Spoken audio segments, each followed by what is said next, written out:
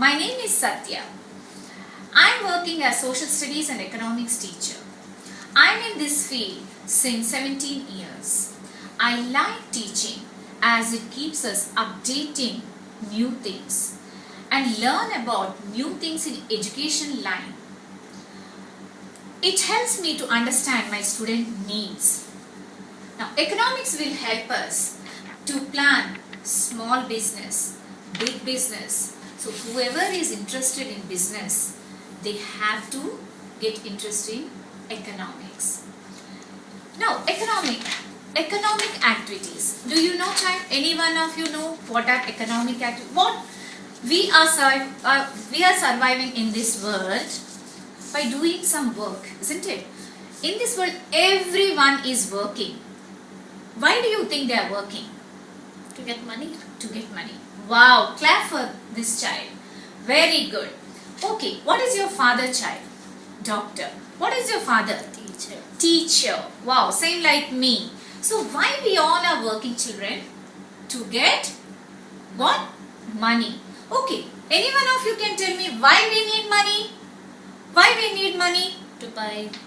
Yes, come on, child. To buy things. Wow. Clap for this, Namrata, please. Okay. So we are working. Everyone is working to earn money. And why we are earning money? To buy our things, needs. So when these things are available at a particular time, we call it as a supply.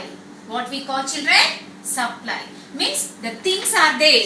Now I have pencils. These are available. The things are available now. These goods are available at a particular time. Now I want pencils. I have or no? Yes. So this is called as supply. This supply can be high or it can be low. Okay. When we want the goods are more at a particular time, it is called high supply. What it is called?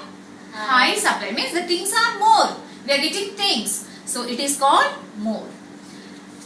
Now, I want to distribute these pencils in your classroom.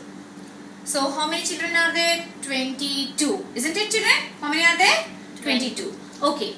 I want to distribute these pencils in the class.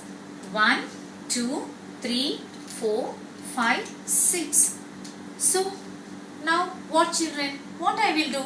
There are 22 kids and I have only 6 pencils.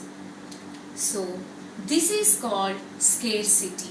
Scarcity means